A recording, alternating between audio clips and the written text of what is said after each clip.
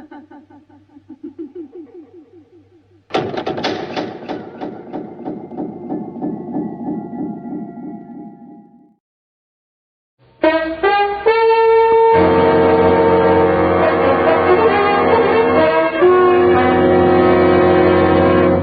Hair Tonic and Kreml Shampoo present the new adventures of Sherlock Holmes, starring Nigel Bruce as Dr. Watson and Tom Conway as Sherlock Holmes.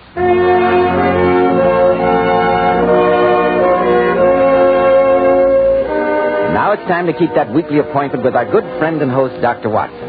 Let's join him, shall we? Good evening, Dr. Watson. Good evening, Mr. Bell. As usual, you're punctual to the minute. Naturally, when I have an appointment with my favorite doctor. Oh, well, draw up your usual chair and make yourself comfortable. Thank you. That's it. All ready with tonight's new Sherlock Holmes adventure, Dr. Watson? Yes, my boy. I was going over my notes on the case before you arrived. I came across this old theater program. I think it'll interest you. Jarrick Theater, Sir Basil Wentworth in a revival of Martin Reeves' famous play, The Road is Narrow. A production that you and the great Sherlock Holmes attended, I'm sure. We certainly did, Mr. Bell, though at the time we had no idea that we were about to become involved in the tragic death of Martin Reeves. You've probably heard of him, haven't you, Mr. Bell? It seems to me I had to read him in school, Dr. Watson. He's rather out of fashion now, like so many other good things. But in the 1890s, apart from Lord Tennyson, there wasn't a more famous writer in England, or a more respected one. The story I'm going to tell you tonight, Mr. Bell, concerns the horrible circumstances surrounding his death. Sounds like a mighty intriguing Sherlock Holmes adventure. But before you begin, Dr. Watson, do you mind if you have your little talk? No, of course not, Mr. Bell. Men, well-groomed hair helps so much in giving a man that prosperous, successful appearance.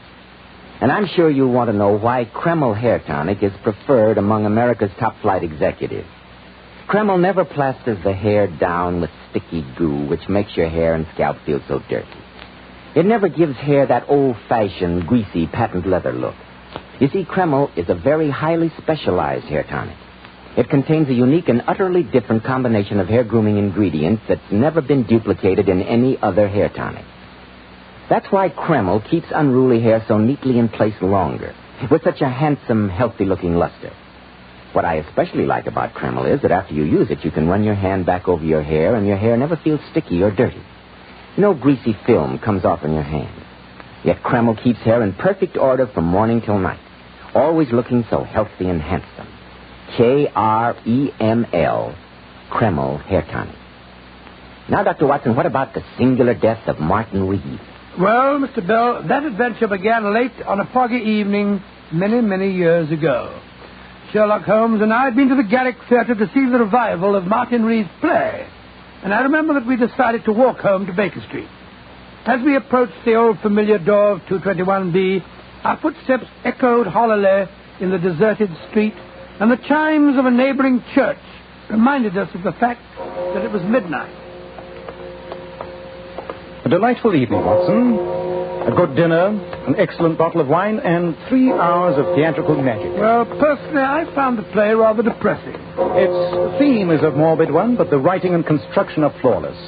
Yes, a magnificent play and well worth reviving. By the way, I noticed an item in the Times this morning concerning Martin Reeves. He's dangerously ill. Oh, really? Well, he must be quite an old man. 82, to be precise. Really, is he as old as that? Curious career, Watson. His greatest success was written when he was a young man. In the past 50 years, he has never written anything to compare with tonight's play. No, I don't think he... Holmes, look up at our window. Hello. The gas is brightly lighted, whereas Mrs. Hudson invariably turns it low when we're out. And look at the silhouette on the blind. There's a man pacing up and down the room. A visitor at midnight, Holmes. This looks ominous. Be careful now. It may be some sort of trap. I think not, Watson. If some desperado were lying in wait for me, I doubt whether he'd be stupid enough to turn up the gas to advertise his presence. Just the same, I wonder how he got in. Presumably through the front door. Mrs. Hudson has instructions to let a client wait in our rooms if his business seems urgent. Mr. Sherlock Holmes. At your service, sir. I'm Dr. Manners, Harvey Manners. How do you do, Dr. Manners? This is my colleague, Dr. Watson. How do you do, Doctor? I must apologize for being here at such an hour of night, Mr. Holmes, but my business is urgent. I'm sure it is, Doctor. I left Carlisle this morning, arriving at St. Pancras Station 2 hours ago.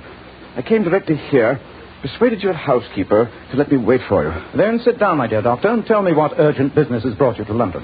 Thank you. Well, Mr. Holmes, I've been acting in the capacity of personal physician for Martin Reeve, the playwright. Martin Reeve? What an extraordinary coincidence. We've just returned from seeing the revival of his play, The Road is Narrow. We were talking about him as we walked home. I understand the grand old man is dying. He's not in good shape, Mr. Holmes. His heart's in very bad condition. Auricular fibrillation, Dr. Watson. No, then at his age, I imagine you don't hold out much hope. No, but I think with care, he might last a year or two. But the reason I've come to you, Mr. Holmes, is that I'm convinced that although he's a dying man, someone is trying to murder him. To murder him? Good Lord. What reason do you have for saying that, Dr. Manners? Well, Mr. Holmes, I've been in almost daily attendance on Mr. Reeve. Last night, his coachman drove over to get me, saying that his master had suffered another bad attack. When I got to the house, I found that Mr. Reeve had received a severe shock. He was in a state of almost complete hysteria, and he kept insisting that he'd seen an apparition in his room a few hours earlier. What kind of an apparition? A ghost from his past, as he referred to it. I think that someone arranged for that apparition, that they knew of his heart condition, and also knew that a sudden fright could kill him. It's possible, Dr. Manners, and it would be one of the least detectable methods of murder. But who would want to kill a dying man? Who lives at the house with him, Dr. Manners? His daughter Catherine, his brother Silas, who's a drunken good-for-nothing, and his secretary, a fellow by the name of Hugh Kingslake. Do you know the condition of Mr. Reeves' will? No, but I do know he had dictated a new one a few days ago. A fact that might easily have provoked a crisis. Dr. Manners, you say that Mr. Reeves spoke of seeing an apparition, a ghost from his past. Was he able to describe its appearance? Well, he was a little incoherent, but he kept babbling something about blonde hair and blue eyes and a young man who'd come back from beyond the grave to haunt him. Don't you think, Dr. Manners, that these might simply be the delusions of an old and a sick man? I didn't overlook that possibility, I assure you, Dr. Watson, even though Mr. Reeves' mental faculties are remarkably acute for his age. But last night, after I'd given him a sedative, I examined his room. I found these, Mr. Holmes. That's when I decided to come to you. Oh, let's have a look at them. They look like blonde hairs. Yes, they are, Doctor. I found them on the bedclothes, and yet no one in that house has blonde hair. Interesting. Very interesting. The hair is human, and yet the roots have minute particles of glue attached to them. Obviously, they're from a wig. Get out the timetable, Watson, will you? Yeah, we're going to Carlisle? On the earliest possible train. Though the grand old man of the English theatre is dying, we must do everything in our power to see that his death is not an unnatural one.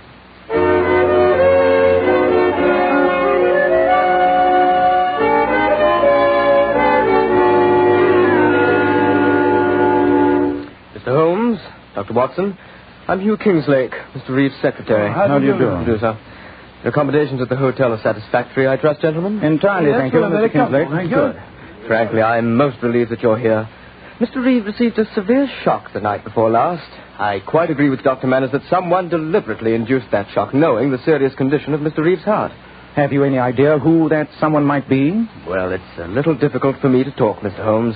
After all, I'm only an employee here, but I can't help feeling that... Oh, good morning, Mr. Reeve. Kingslake, who are these men? This is Mr. Sherlock Holmes and Dr. Watson and Mr. Silas Reeve. How do you do, Mr. Reeve? And what, may I ask, is the professional meddler Sherlock Holmes doing in my brother's house? I'm here at the request of Dr. Manners. Manners has no right to bring you here, sir. A lot of rubbish. All this talk about apparitions. Nonsense. Martin's in his second childhood. He's become a gibbering old fool. Personally, I wish he'd die and have done with it. Well, upon my soul... Never mind your soul, my good doctor. Why don't you mind your own business and get out of the house? We don't want detectives here. Mr. Reeve, I've traveled some 200 miles to see your brother, and I have no intention of leaving this house without talking to him. And talk and the devil with you. And if my dear, distinguished brother tells you that I've been sponging on him for years, it's perfectly true. Uncle Silas. Enter the beautiful Catherine to try and persuade her drunken old uncle to return to his room. No, Uncle Silas. I came to get Mr. Holmes and Dr. Watson. Dr. Manners said that Daddy can see them now. Shall I take them up, Miss Reeve? No, Mr. Kingslake. I will.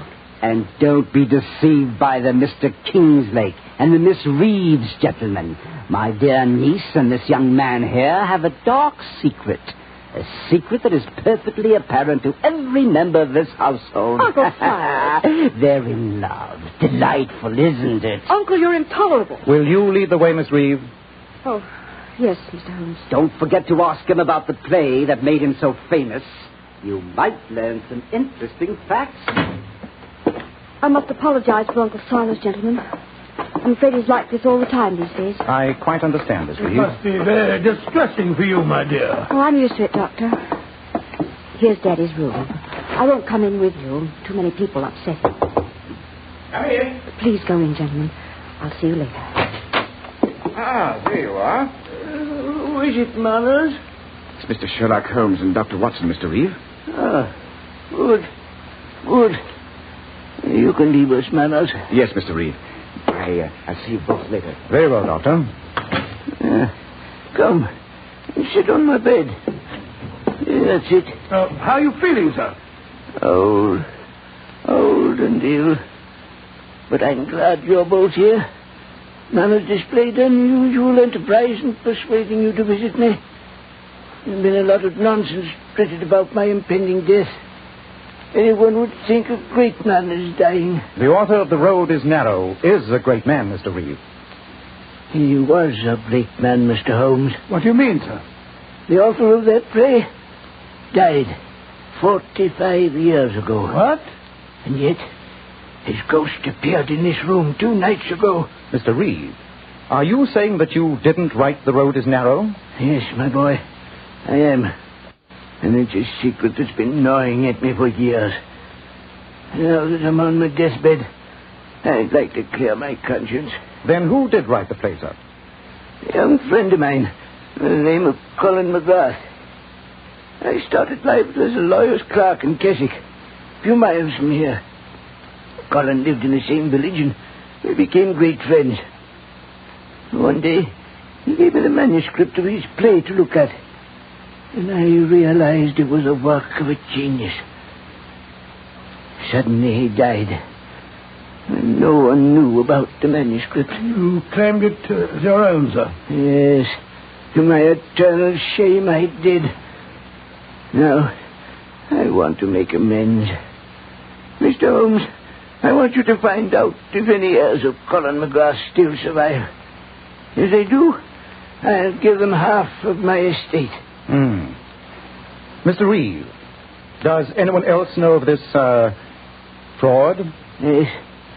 Knowing that I hadn't long for this world, I confided the secret to 3 members of my household. And you're convinced that the apparition you saw the other night was that of the dead Colin McGrath? There was no mistaking him. The blue eyes, the long golden hair. It was Colin, or his ghost come to haunt me on my deathbed. This decision on your part to leave half of your estate to any heirs of the man you wronged, was that decision made before you had this strange visitation the other night? Yes. Yes, it was. Did you mention it to any member of your family, sir? No. I did say something to Dr. Manners, and I didn't mention Colin McGrath's name. It's obvious that someone wished to frighten you, knew your secret, and disguised himself to resemble Colin McGrath. It was Colin. Never forget his blue eyes. He was standing over there in a chest of drawers. He looked at me so reproachfully. Holmes, he's asleep. Yes, Watson. And while he lies there, some member of this household continues to plot his death. We must work fast. Well, what are we going to do? Split forces. I shall remain here for a while and see what may be found out. I'll meet you at our hotel later and we'll compare notes. And what shall I do? Go to the village of Keswick. Colin McGrath lived and died there. See what you can find out about him, Watson.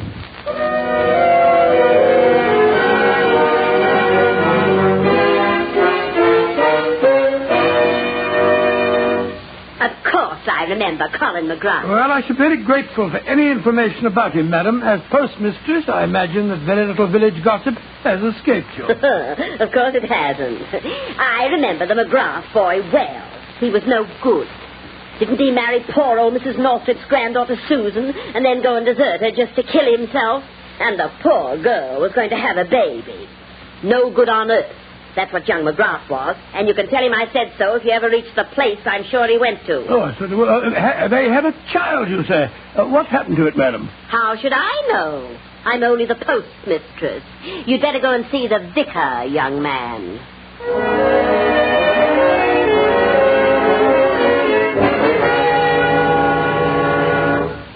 It's a tragic story you've told me, Dr. Watson. But you remember Colin McGrath, sir? Oh, very well. And I always suspected something akin to genius in the boy.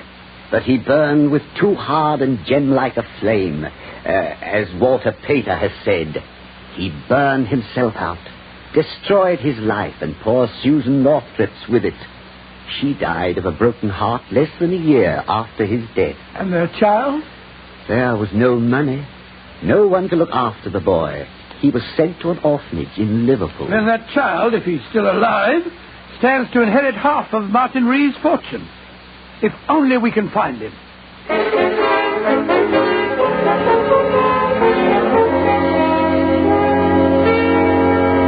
Oh, it's good to be back here at the hotel, Holmes. I've had an exhausting day. I trust you had better luck than I did.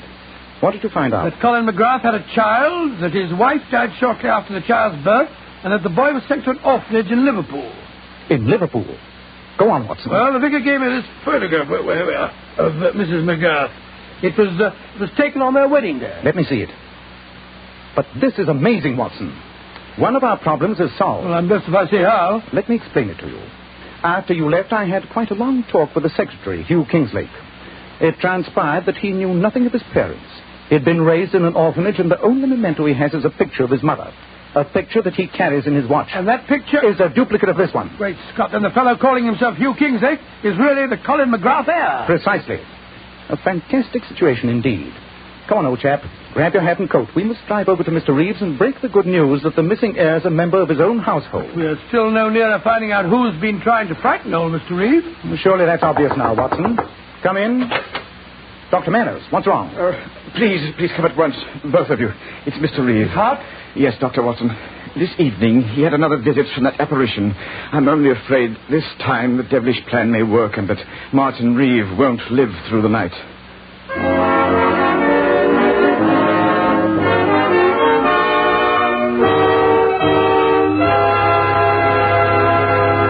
In a moment, we'll find out what Sherlock Holmes says is obvious. But first, more and more men today are beginning to realize they should take better care of the hair they've got.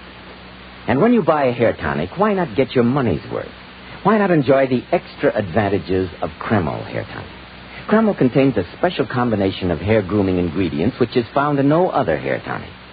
This highly specialized hair tonic keeps dry, stubborn hair neatly in place all day long and always gives it such a natural, well-groomed appearance, never sticky or greasy. But men, Kreml does lots more than keep hair looking handsome. A quick massage with Kreml stimulates circulation right in the surface of the scalp, leaving your scalp feeling so alive, so invigorated. At the same time, Kreml removes loose dandruff. It's excellent to lubricate a dry scalp. And if your hair is so dry that it breaks and falls when you comb it, remember Kreml actually helps condition the hair, in that it makes it feel softer, more pliable. So men, just as soon as possible, buy a bottle of Kreml at any drug counter. Let Kreml always keep your scalp feeling clean and refreshed, your hair always looking its very best. Kreml, Kreml Hair Tonic. Well, Dr. Watson, this story certainly has me on the edge of my chair. What happened next? You drove over to Mr. Reeves' house, I suppose? Yes, Mr. Bell, we did. And as we went rattling down the country lanes, the flickering oil lamps on Dr. Manners' carriage lighting a shadowy path, I found it almost impossible to get a word out of Sherlock Holmes. Holmes, sometimes you're the most irritating man on earth. And what prompts that little tirade, Watson? You haven't opened your mouth since we left our hotel. Purposeless conversation is a waste of time. Not much further, is it, Dr. Manners? No, Mr. Holmes. We're nearly there. Well, I don't consider conversation purposes when it clarifies the problem, Holmes. You said it was obvious who had been frightening Mr. Reeve. I suppose I'm stupid, but I find it far from obvious. And yet the facts are clearly in front of your eyes. Eyes. That's it, Watson. Think about eyes. The blue eyes of the supposed ghost, eh? But the Reeves family have all got brown eyes. Apparently it's a marked family characteristic. Quite, Watson. That fact should lead you to the obvious conclusion. Oh, you're always talking in riddles, Holmes, in the room. Here we are, Mr. Holmes. And Hugh Kingslake is standing at the front door. How is he, Mr. Kingslake? Better, Mr. Holmes. Seems to have rallied a bit. I'm glad you're all here. I'll drive my carriage round to the stables. Be back in a moment. Well, come in, gentlemen. With Mr. Reeves so ill, it may seem a little inappropriate to announce my news. But Catherine consented to marry me tonight. We're engaged. Oh, really? My congratulations. Yes, indeed. She's a charming girl. Oh, Catherine, darling. I've told them our news. Oh, it must seem a terrible time to announce it, Mr. Holmes, with poor Daddy lying so ill upstairs. It's quite understandable, Miss Reeve. And before we go up and see your father, I'd like you both to know that we have something in the nature of a wedding present for you. A wedding present? Yes. You're both familiar with the story of Colin McGrath, I understand? You mean that he was the true author of The Road is Narrow? Oh, yes, Mr. Holmes. Daddy told us all about it. And did you also know that Mr. Reeve is planning to leave half his estate to the heir of Mr. McGrath? I knew that, Dr. Watson. In my capacity as secretary, I had occasion to draw up a rough draft of the new will a few days ago. Then I'm sure, Mr. Kingslake, that you'll be very interested to know that today Dr. Watson and I discovered that you are the son of Colin McGrath. That I am? Hugh is the heir? Well, that doesn't seem possible. The fact is proven beyond a doubt, Miss Reeve. Then if Mr. Reeve makes the new will, I stand to inherit half the fortune. Yes, my boy, you do. That's what Mr. Holmes meant when he was talking about wedding presents. Hey, come here, somebody! That's Uncle Silas. He's upstairs with Daddy. What's wrong, Mr. Reeve? Fire! I knocked over a lamp in Martin's room. And Daddy's up there. The room's ablaze. What? Come on, Watson. Oh, the whole top landing's burning, Holmes. Can't go through this way. We just can't stand here. Mr. Reeve will roast alive. I'm going after him. Come back, Kingslake. Come back, quick. Knock, he went right through the flames, Holmes. Send one of the servants for the fire brigade. And tell the rest to bring buckets of water. And to bring them fast.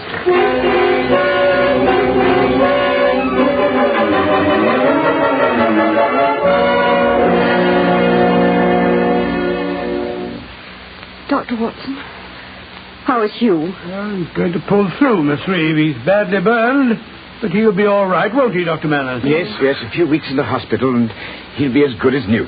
And Father? Well, I am afraid he's dead, Catherine. Dead? Oh, poor Daddy. Oh, my dear, he might have lived for a time, but the shock of the fire coming so close on top of the other one was too much for him. He died just as I took him from your fiancé's arms. So that by knocking over a lamp, I was responsible for my brother's death? Yes, Mr. Reeve. The credit is yours. In fact, I wouldn't be at all surprised if the local police might consider booking you on a charge of arson. Rubbish! It was an accident, and you can't prove otherwise. Possibly not. But there's one matter I can settle here and now.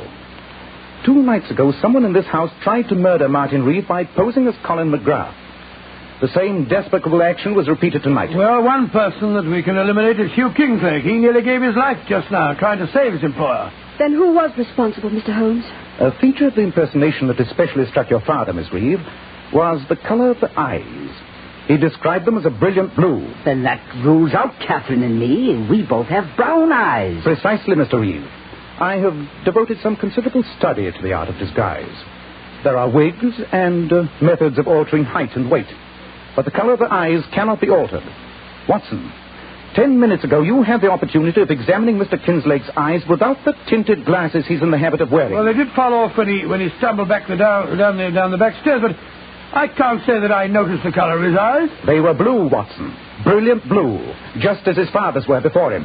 You mean that young Kingslake was responsible? Yes, Mr. Reeve, I do. But that's ridiculous, Mr. Holmes. He just hurt himself severely in trying to save Father. True, Miss Reeve. But surely his reason was obvious. He intended to marry you. And when he learned a few days ago that your father planned to will half his estate to the McGrath heir, he decided to try and kill him before that will could be put into effect. Oh, I see it all, Holmes. And then tonight he realized that he was the heir. Precisely, Watson. And so it was to his great advantage to see that his employer stayed alive to execute that new will. That accounts for his bravery in the fire tonight. I can't believe it of him, Mr. Holmes. I can. I've always disliked you, and I'll have great pleasure in prosecuting him. It'd be hard to prove, Silas. After all, your brother did die a natural death. Yes, Dr. Manners. I fear that legally there's very little we can do to Mr. Kinslake. But when he recovers and realizes that he risked his life for nothing, I think he'll find his own punishment. The change in the will was not made. The estate will be divided between the family, and I doubt if Mr. Kinslake will now acquire any of it by marriage. No, of course he won't. I'll never see him again. Oh, quite right, my dear, quite right. What a despicable scheme. And to think that his father wrote one of the greatest plays of our century. I prefer to forget the fact, Watson. Emotional qualities are antagonistic to clear thinking. I assure you that the most winning woman I ever knew was hanged for poisoning 3 little children for their insurance money. And the most repellent man of my acquaintance is a philanthropist who has spent nearly $250,000 upon the London poor. Now, my dear chap, I think we should look up the next train back to London. Our work here is done.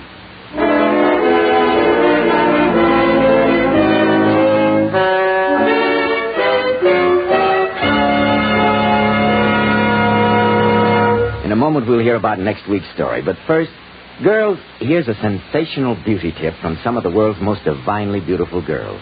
Powers models. Girls who are famous for their enchantingly lovely silken sheen hair. We glamour bathe our hair with Kreml shampoo.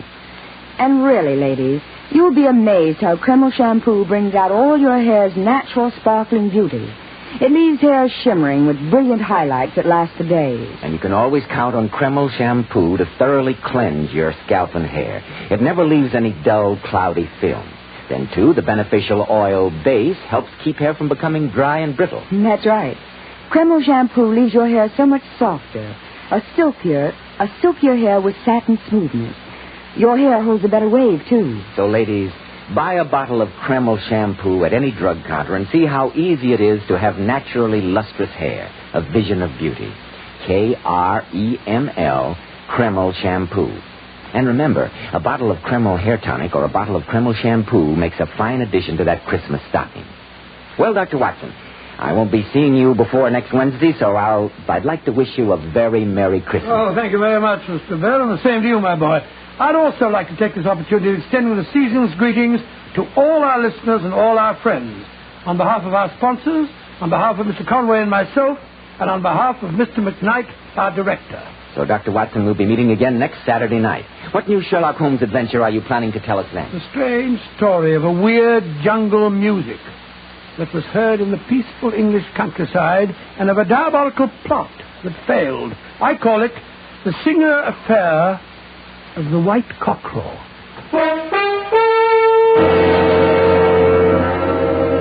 Tonight's new Sherlock Holmes adventure was suggested by an incident in Sir Arthur Conan Doyle's story, The Sign of Four. Nigel Bruce appeared by permission of California Pictures, Tom Conway through the courtesy of Eagle Lion. Help win the war against tuberculosis. Buy colorful Christmas seals and use them to dress up all your cards and packages. Buy the Christmas seals that help save lives today. This is Joseph Bell speaking for Kreml Hair Tonic and Kreml Shampoo, and inviting you to be with us next week at this same time when Dr. Watson will tell us about the singular affair of the White Cockerel.